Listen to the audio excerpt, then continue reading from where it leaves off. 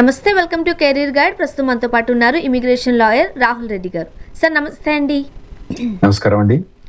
Sir చూస్తూనే ఉన్నాము, every week జరుగుతున్న పరిస్థితులు ఎవ్రీ వీక్ మనం డిస్కస్ చేస్తూనే ఉన్నాము. సార్ ఈ వీక్ మనం మాట్లాడుకుంటే ట్రంప్ ఎరా చూస్తున్నాం, ప్లస్ ఏఐ కూడా చూస్తున్నాం. వీటి వల్ల ఎలాంటి ఎఫెక్ట్ పడుతుంది సార్? ముఖ్యంగా తెలుగు ఫ్యామిలీస్ ఓకే మేము సేఫ్గా ఉండొచ్చు, పర్వాలేదు అని అనుకోవచ్చా? అలాంటి సిచ్యువేషన్ కనిపిస్తోందా? లేదండి, డెఫినెట్లీ మన ఇండియన్స్ H1 మీద కానివ్వండి, H4 మీద కానివ్వండి, L1 మీద కానివ్వండి, F1 మీద కానివ్వండి, ఇవన్నీ వీసా స్టేటస్ మీద, నాన్ ఇమిగ్రెంట్ వీసా స్టేటస్ మీద దాదాపుగా ఒక 10 లక్షల మంది అమెరికాలో ఉన్నారండి. సో అందులో చాలా మంది సాఫ్ట్వేర్ ప్రొఫెషనల్స్ ఎక్కువ మంది ఉన్నారు. నేను చెప్పేది ఓన్లీ గ్రీన్ కార్డ్ రాని వాళ్ళ గురించి మాట్లాడుతున్నాను. అయితే ఇప్పుడు 2021 మనకు కోవిడ్ వచ్చింది కదా, 2020లో వచ్చిన తర్వాత అప్పుడు అంత మార్కెట్ అంతా డౌన్ అయింది. ఆ తర్వాత ఏమైందంటే అన్ని జాబ్స్ కూడా చాలా మటుకు రిమోట్ అయిపోయి ఓవరాల్ గా సాఫ్ట్వేర్ లో ఒక రెవల్యూషన్ వచ్చిందండి.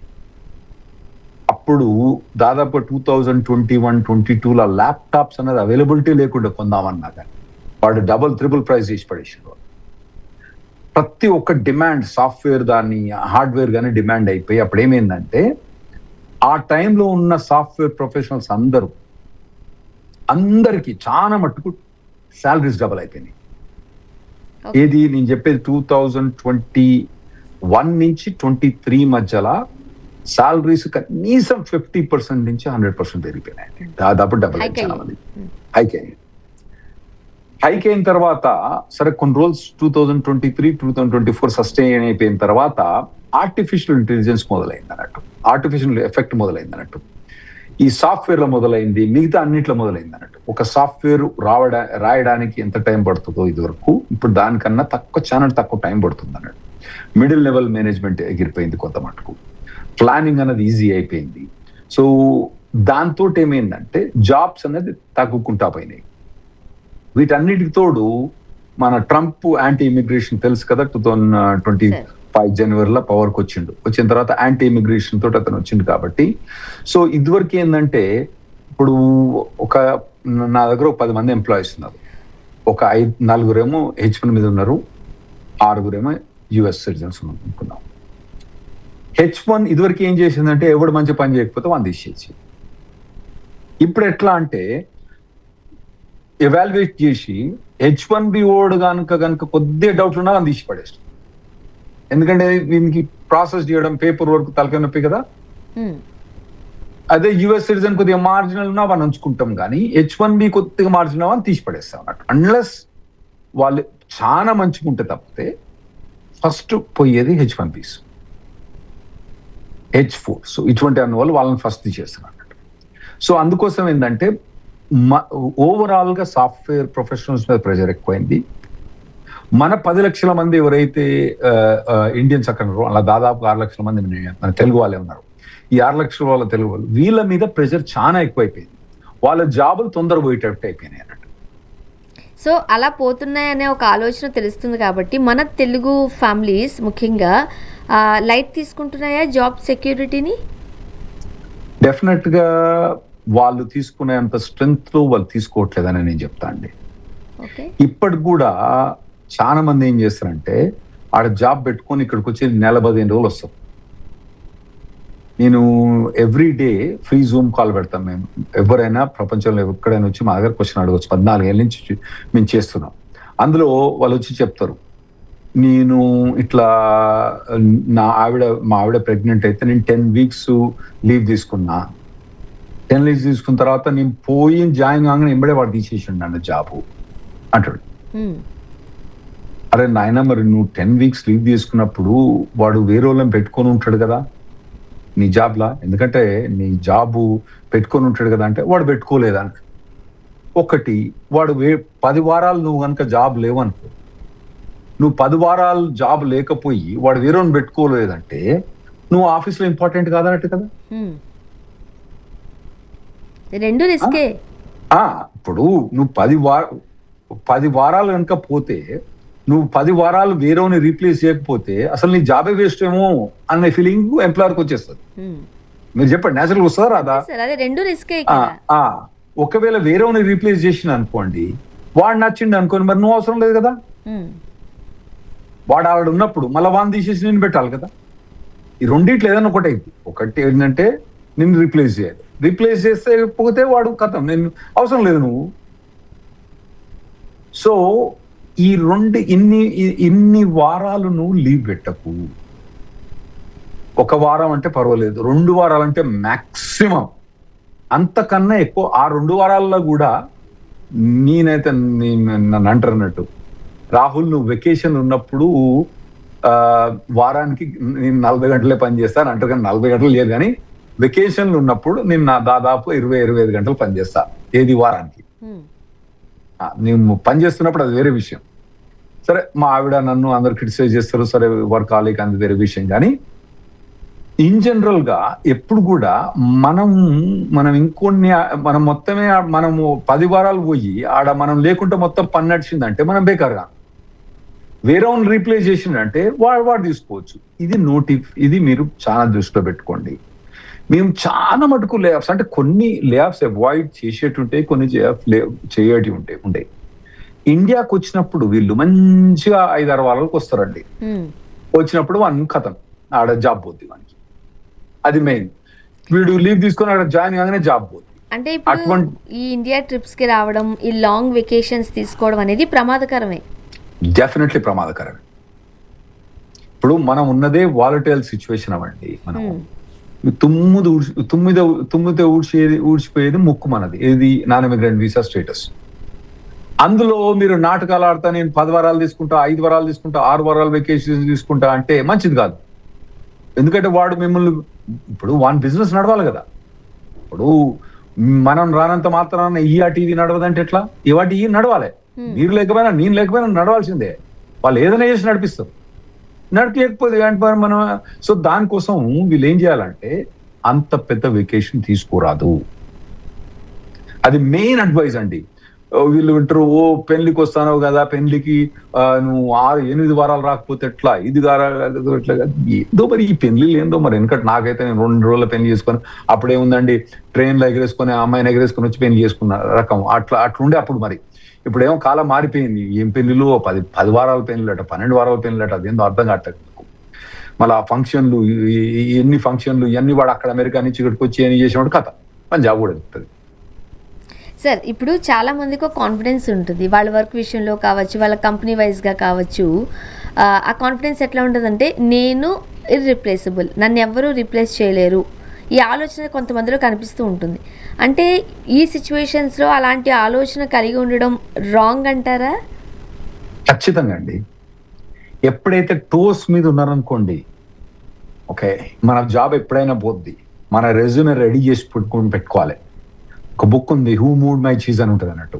అందులో ఏంటంటే ఒక ఎలుకలకి ఏంటంటే ఒక చీజ్ అనేది కంటిన్యూస్ అక్కడ ఉంటుంది అన్నట్టు.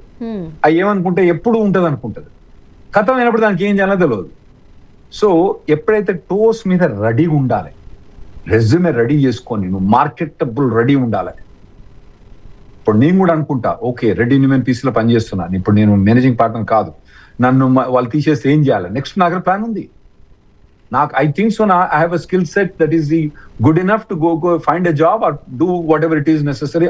ఆ మూడ్ లో ప్రతి ఒక్కరు ఉండాలండి. ప్రతి ఒక్కరు కూడా, నేను ఫామ్ చేసింది నేను, కంపెనీ ఫామ్ చేసింది నేను, కంపెనీ పేరు రెడ్డి న్యూమెన్ బ్రౌన్ అయినా కూడా నేను మేనేజింగ్ పార్ట్నర్ కాదు, నన్ను ఎప్పుడైనా తీసేయచ్చు కంపెనీ నుంచి. నేను 30 ఏళ్ళ ప్రాక్టీస్ అయిన తర్వాత, నేను 30 ఏళ్ళు కంపెనీ ఫామ్ చేసి 29 ఏళ్ళు అయితే నేను ఫామ్ చేసిన అన్న గర్వం ఉండకూడదు. తీసేస్తారు, ఎప్పుడు తీసేసినా రెడీగా ఉండాలి, వేరే జాబ్ చేసినా రెడీగా ఉండాలి.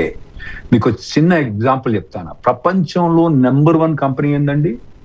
దాదాపుగా టాప్ 5 కంపెనీస్ లో యాపిల్ అయితే ఒకటి కదా. యాపిల్ ఫౌండర్ ఎవడండి? Steve Jobs. స్టీవ్ జాబ్స్ ను వాని కంపెనీ నుంచే వాడిని ఫైర్ చేసిండు. వాడిని తీసి పడేసిండు. అంటే మీరెంతండి? ఎవరెంతండి? స్టీవ్ జాబ్స్ కన్నా గొప్పోళ్ళా మీరు? స్టీవ్ జాబ్స్ అని గొప్ప ఎప్పుడు ఏదైనా జరగవచ్చు. సో మళ్ళా అతను ఆ తర్వాత అతను మళ్ళీ వచ్చిండు, అది వేరే విషయం. వచ్చి అది చాలా ఇన్నోవేషన్ చేసిండు, అది వేరే విషయం అని చెప్తాను అన్నట్టు. ఎప్పుడు కూడా మనం ఆ టోస్ మీద ఉండాలి రెడీగా. ఇప్పుడు కొంతమందికి సార్ చాలా ఈజీగా జాబ్ వస్తూ ఉంటుంది. అవును, అది కూడా ప్రమాదకరమేనా? అట్లేం లేదు. ఈజీగా జాబ్ అంటే వాడు ఇప్పుడు టాలెంట్ ఉన్నోనికి ఈజీగానే జాబ్ వస్తుండొచ్చు, నెట్వర్క్ టాలెంట్ ఉన్నోనికి వస్తుండొచ్చు. కానీ అతని స్కిల్ సెట్ ఎప్పుడు కూడా షార్ప్ చేసుకొని పెట్టుకోవాలి. నాట్ ఓన్లీ స్కిల్ సెట్ అండి, మన ఇండియన్స్ ఇంకోటి ఏం చేసుకోవాలంటే సోషల్ స్కిల్స్ కూడా బాగా డెవలప్ చేసుకోవాలి. వాళ్ళు అందులో చాలా ల్యాకింగ్ ఉంటారు. రెండు ఉండాలి. ఏది ఒక్క టెక్నికల్ నాలెడ్జ్ ఒక్కటే కాకుండా సోషల్ స్కిల్స్ కూడా కంపల్సరీ అవసరం. అవి కూడా ఉండాలన్నట్టు, అవి కూడా డెవలప్ చేసుకోవాలి మనం. ఇప్పుడు ఈ ట్రంప్ ఎరా ప్లస్ ఏఐ ఇది చూస్తుంటుంటే ఎవరు సేఫ్ కాదా సార్? ఎవరు ఎప్పుడు ఎక్కడ సేఫ్ కాదండి. ఎవరు ఎక్కడ ఎప్పుడు సేఫ్ ఉండదు. ఎందుకంటే ఇప్పుడు టెక్నాలజీ ఎట్లా చేంజ్ అవుతుందంటే, ఇవాళ ఇప్పుడు జావా 2.0 అని ఉంటది.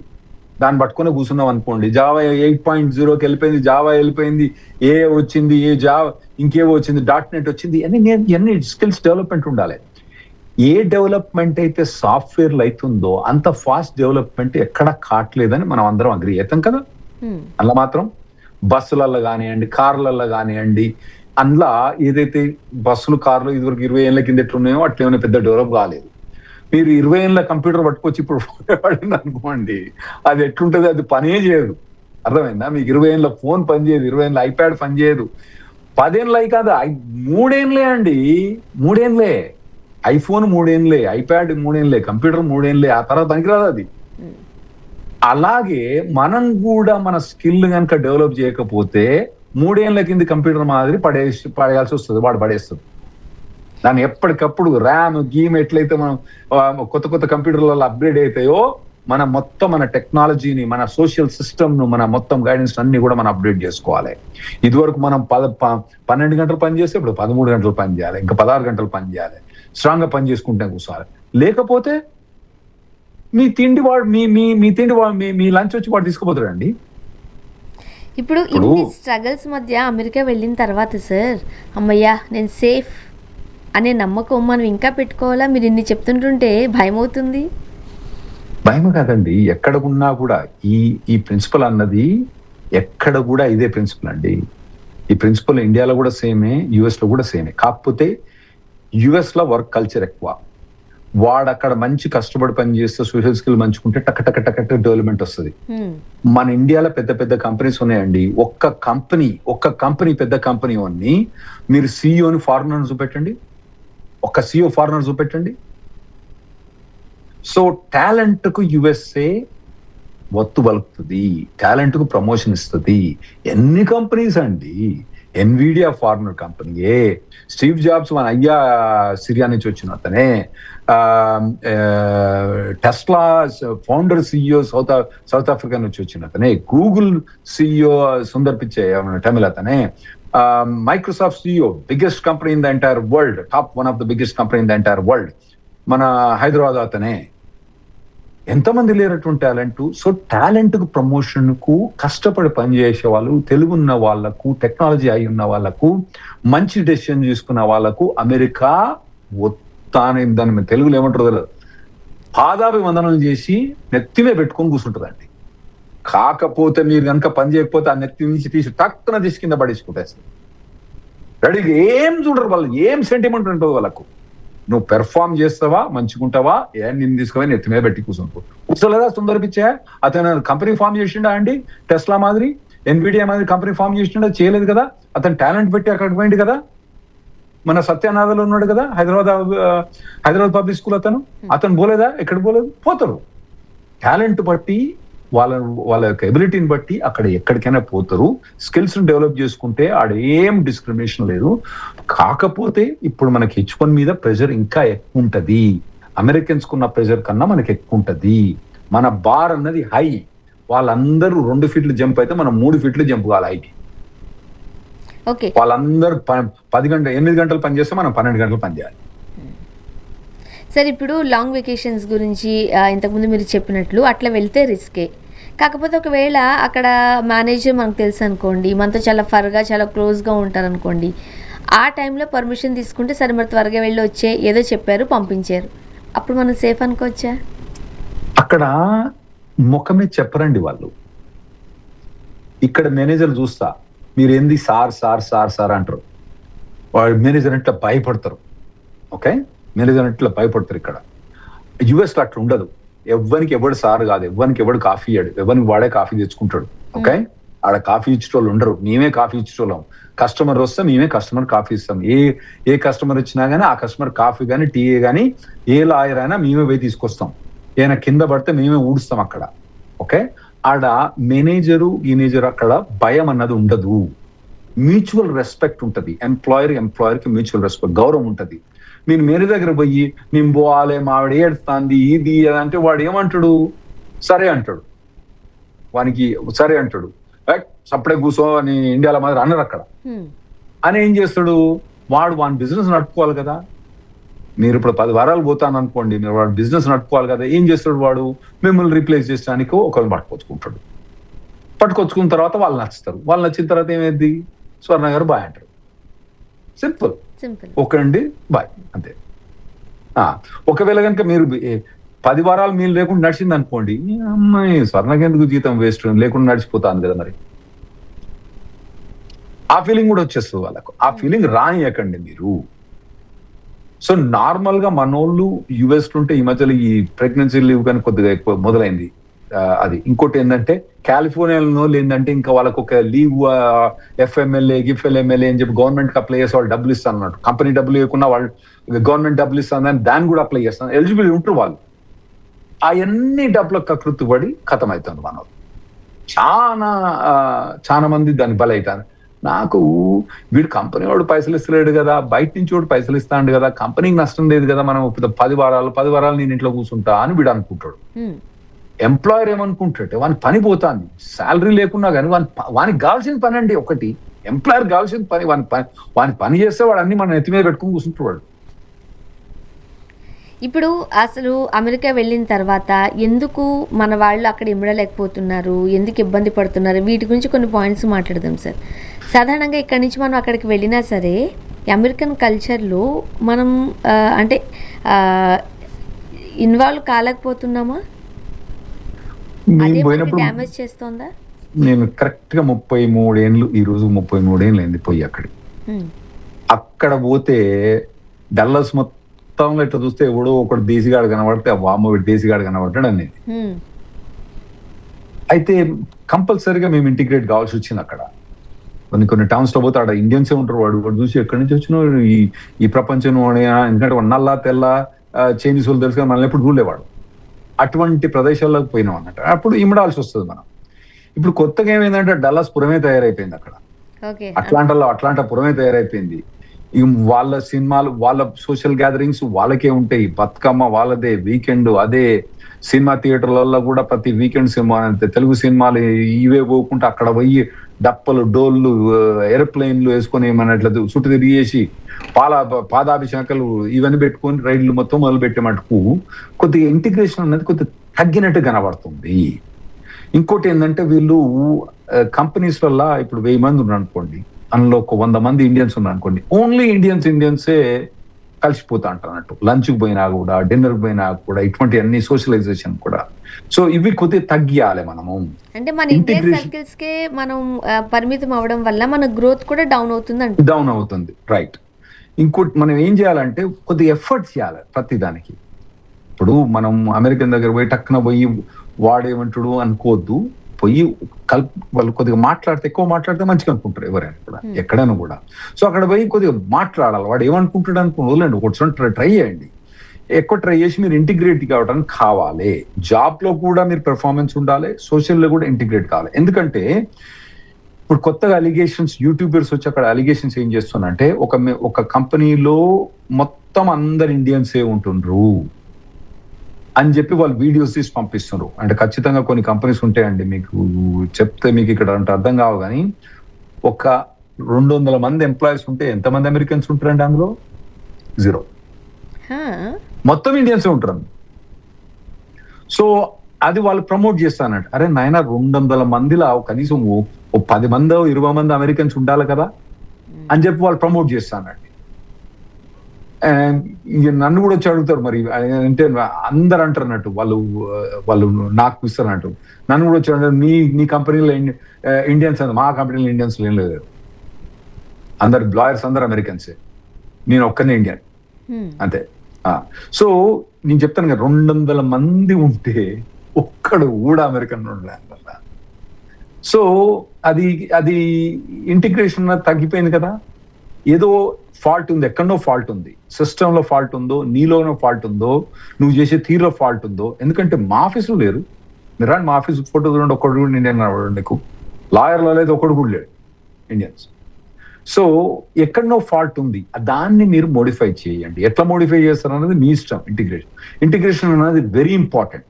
ఇప్పుడు వాళ్ళు బాగా ఫోకస్ చేస్తాను ఈ కంపెనీస్ మీద. యూట్యూబర్స్ వచ్చి డోర్ నాక్ చేసిన ఆయన ఎంతమంది అమెరికన్స్ ఉన్నారా ఇక్కడ, ఒక్కడు కూడా లేడని వాళ్ళు అనౌన్స్ చేస్తారు. వాళ్ళు ఇప్పుడు సార్ మన ఇండియన్స్ అక్కడికి వెళ్ళిన తర్వాత ఈ యాటిట్యూడ్ కావచ్చు, లేదంటే టెక్నికల్ స్కిల్స్ వైజ్ కావచ్చు, ఇవి కూడా చాలా ఇంపార్టెంట్ అంటారా? డెఫినెట్లీ అండి. ఇప్పుడు టెక్నికల్ స్కిల్స్ అన్నది అబ్సల్యూట్లీ ఇంపార్టెంట్. పని అన్నది మెయిన్ ఇంపార్టెంట్. డెఫినెట్లీ మిగతా కూడా ఇంపార్టెంటే, కానీ పని టెక్నికల్ స్కిల్ అన్నది వెరీ ఇంపార్టెంట్. తర్వాత వర్క్ కల్చర్ అన్నది మోస్ట్ ఇంపార్టెంట్ అండి. మీకు పని రాలేదనుకోండి స్వర్ణ గారు, ఓకే, నేర్చుకోవచ్చు కదా. మీరేం పుట్టంగానే యాంకర్ అయి పుట్టినరా? మీరు పుట్టలేదు కదా, ఎప్పుడో నేర్చుకున్నారు కదా, ఎక్కడి నుంచో నేర్చుకున్నారు కదా. సో మీకు ఒక యాటిట్యూడ్, వర్క్ కల్చర్ యాటిట్యూడ్, మీకు వర్క్ నేర్చుకోవాలన్న యాటిట్యూడ్ ఉంటే పని రాకున్నా కూడా పని నేర్చుకోవచ్చు. నేనేమోగోని నాకన్నా ఎవరు లేరు మిగతా వాళ్ళంతా, మీరు ఒక యాటిట్యూడ్ పెట్టుకొని పోతే కష్టం. నేను కష్టపడి పని చేస్తా, నాకు రాదు అనుకో, నేర్చుకుంటా. ఆర్టిఫిషియల్ ఇంటెలిజెన్స్ వచ్చింది, ఓకే, నేను నేర్చుకుంటా. ఆర్టిఫిషియల్ ఇంటెలిజెన్స్ కొత్తగా దాన్ని ఎట్లా ఏం చేయాలని నేను నేర్చుకుంటా. నాకు కావాల్సింది నేను డెవలప్ చేసుకుంటా. యాటిట్యూడ్ పెట్టుకొని పోవాలి. మీరు ఎప్పుడు కూడా మంచిగా పని చేయాలని, మంచిగా డెవలప్ కావాలని యాటిట్యూడ్ పెట్టుకోను. పని రాకపోవడం అంటే నేను ఇంతకుముందు చెప్పిన నీ కంప్యూటర్ ఎగ్జాంపుల్, 3 ఏళ్ల కింద కంప్యూటరు, 3 ఏళ్ల కింద ఫోను, 3 ఏళ్ల కింద ఐప్యాడ్, ఇగో ఇట్లా తీసి బయట పడేస్తే ఇది దేని వెనక్కి రావే, దేని వెనక్కి రావు. ఈ స్కిల్ సెట్ అన్నది కూడా 3 ఏళ్ల తర్వాత అది ఉండలేదు. సాఫ్ట్వేర్ అసలే ఉంటలేదు, 3 ఏళ్ళు కూడా ఉండదు. ఆ సాఫ్ట్వేర్ అన్నది అది ఉండదు. సో మీరు ఏంటి అంటే మీ స్కిల్ సెట్ కూడా అలాగే డెవలప్ చేసుకోవాలి. ఏ తీరు అయితే టెక్నాలజీస్ డెవలప్ అవుతున్నాయో మీ స్కిల్ సెట్ దాని తీర మోడిఫై చేసుకోవాలి. చేసుకోకపోతే కథం అవుతారు, తీసి బయటపడేస్తారు. ఇగో ఇది తీసి బయటపడేసిన. ఇప్పుడు ఇది ఉందండి, ఈ ఏర్పాటు ఇది పనిచేసలేదు, 2 ఏళ్ళు అయింది, ఇక మొదలైతుంది ప్రాబ్లమ్స్ మొదలైతుంది, అప్పుడప్పుడు కనెక్ట్ అయితే లేదు, ఇక తీసిపోతుంది అనాల్సిందే. నేను మనుషులు కూడా అట్నే తీసేస్తారు వాళ్ళు. సార్ ఇప్పుడు మనం ఎవ్రీ మంత్ రిలీజ్ అయ్యే వీసా బులెటిన్ గురించి ఒకసారి మాట్లాడదాం. సో ఈ వీసా బులెటిన్ అంటే ఏంటి సార్? ఇప్పుడు మనకు ఎంప్లాయ్మెంట్ బేస్డ్ ఇమిగ్రేషన్ లో 1,40,000 గ్రీన్ కార్డులు ఎవ్రీ ఇయర్ ఉన్నాయని చెప్పినాం కదా. అందులో ఫ్యామిలీ బేస్డ్ వేరే ఇమిగ్రేషన్ వేరే ఉంటుంది, ఎంప్లాయ్మెంట్ బేస్డ్ ఇమిగ్రేషన్ వేరే ఉంటుంది. అయితే గవర్నమెంట్ 1,40,000 గ్రీన్ కార్డులు ఒకటే నెల ఇచ్చేసింది అనుకోండి, మిగతా 11 నెలలు వాళ్ళ ఎంప్లాయీస్ అందరూ ఏం చేసుకుంటారు? డబ్బా డోలు కొట్టుకొని ఈగలు కొట్టుకుంటూ కూర్చుంటారా? కూర్చోవచ్చు కదా. ఆ 1,40,000 గ్రీన్ కార్డులు అన్నది 12 నెలల ఈక్వల్ గా డివైడెడ్ ట్రై చేస్తారు అన్నట్టు. వాళ్ళు ట్రై చేస్తారు, ట్రై చేసి దాన్ని ఎక్కువ తక్కువ అడ్జస్ట్మెంట్ చేస్తారు అన్నట్టు. ఇంకోటి ఏంటంటే వాళ్ళ 1,40,000 ఇవ్వాల్సిందే గ్రీన్ కార్డులు. ఎందుకంటే పార్లమెంట్ వాళ్ళకి ఏం చెప్పిందంటే ఎవ్రీ ఏడాది మీకు డిమాండ్ ఉంటే మాత్రం 1,40,000 గ్రీన్ కార్డులు ఇవ్వాలి. ఆ 1,40,000 గ్రీన్ కార్డులు కూడా ఎట్లా ఇవ్వాలంటే ఫస్ట్ ప్రిఫరెన్స్ కు 40,000, సెకండ్ ప్రిఫరెన్స్ కు 40,000, థర్డ్ ప్రిఫరెన్స్ కు 40,000, మిగతా అన్ని ప్రిఫరెన్స్ కు 20,000 ఆ తిరిగి ఇవ్వాలి. అందులో కూడా ఏ దేశం కూడా 7% కన్నా ఎక్కువ తీసుకుంటే ఆ దాన్ని ఏదైతే దాని మీద డిమాండ్ ఎక్కువ ఉంటుందో దాన్ని కట్ చేయాలి అని చెప్పి వాళ్ళు పార్లమెంట్ లో బిల్ పాస్ చేసింది. కాబట్టి దాన్ని గవర్నమెంట్ ఇంప్లిమెంట్ చేయాలి. ఇంప్లిమెంట్ చేసేటప్పుడు ఒక నెలలో మొత్తం గ్రీన్ కార్డ్ ఇచ్చినట్టు ఉండదు. ఎందుకంటే ముందు డిమాండ్ ఎట్లుంటుందో తెలియదు. ఆ కంట్రీ అడ్జస్ట్మెంట్స్ అన్నవి చాలా డిఫికల్ట్ క్యాలిక్యులేషన్ ఉంటుంది అన్నట్టు. ఎందుకంటే లెఫ్ట్ ఓవర్ వీసాస్ ఏవైతే ఉన్నాయో ఆ ఇండియన్స్ కి వస్తాయి. మనం ఎంతోమంది మాట్లాడినాం కదా, అవి ఎన్ని వస్తాయని మొదలు చెప్పలేకుండా అందరికి ఇండియన్ సిచ్యువేషన్ అనుకోండి, వాడు వేరే దేశస్తుడు కెనడా నుండి చూసినారు నాకెందుకు గ్రీన్ కార్డ్ ఇవ్వలేని అనుకుంటాడు కదా. సో దానికోసం వాళ్ళు ఈక్వల్ గా డివైడ్ చేయాలి కాబట్టి ప్రతి నెల వీసా బులెటిన్ వస్తుంది అన్నట్టు. ఆ వీసా బులెటిన్ ల ముందుకు అయితే ఎప్పుడు వీసా నెంబర్లు ఎప్పుడు ఇప్పుడు దానికి ఏముంటది అంటే దానికి లైన్ ఉంటది అన్నట్టు. ఇప్పుడు EB2 అనుకుందాం, ఓకే, ఎంప్లాయ్మెంట్ తర్వాత ఎక్స్ప్లెయిన్ చేస్తే EB2 అన్నది. EB2 లైన్ ఉన్నది అంటే ఇప్పుడు EB2 లైన్ ఉంది. లైన్ ఉంటే దాన్ని ఏం చేస్తారంటే EB2 లైన్ లా మొదట్ల లైన్ ఉన్నోనికి ఫస్ట్ ప్రిఫరెన్స్ ఇస్తారు, ఓకే. తర్వాత లేటర్ లైన్ ఉన్న వాళ్ళకు మెల్లమెల్లగా వాళ్ళకి వస్తూ ఉంటది అన్నట్టు. అయితే అప్పుడప్పుడు ఏమైందంటే ఈ వీసా నెంబర్ ముందుకే కాకుండా వెనక కూడా మూవ్ అయింది. దానికి వేరే కారణాలు ఉన్నాయి, మనం అంతకుముందు ఎక్స్ప్లెయిన్ చేసిన వేరే కారణాలు ఉన్నాయి. అయితే మనకు చెప్పండి, కంటిన్యూ చేయండి.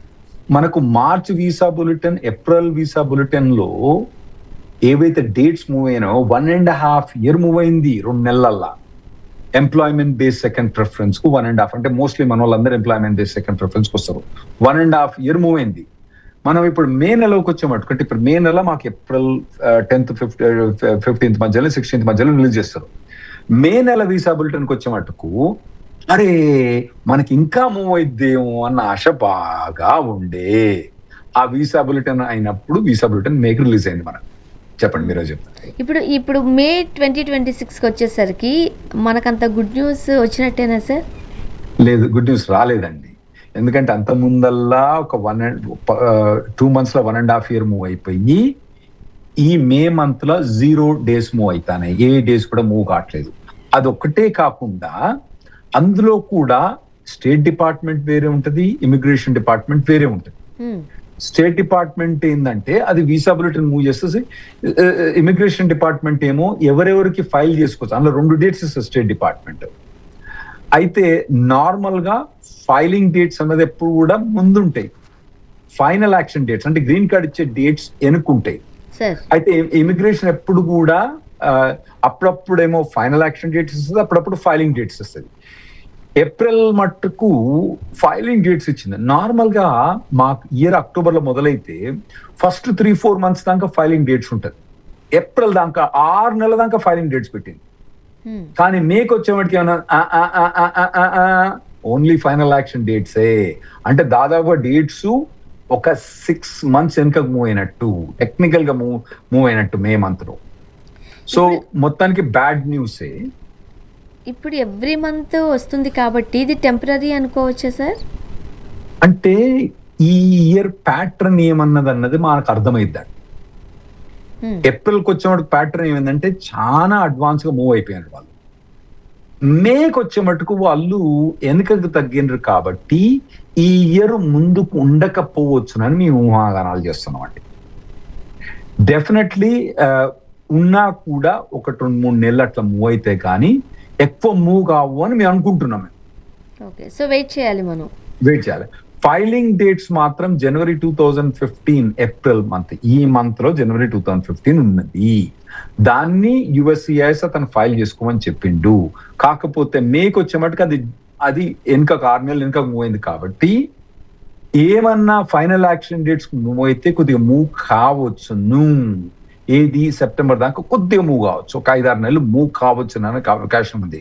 కానీ పోయిన 2 నెలలు మార్చ్ ఏప్రిల్ ఎట్లయితే మూవ్ అయినాయో ఆ తీరుగా ముందు మూవ్ కావని మేము ఊహాగానాలు వాళ్ళు చేసిన మే వీసా బులెటిన్ తోటి మేము అనుకుంటున్నాం.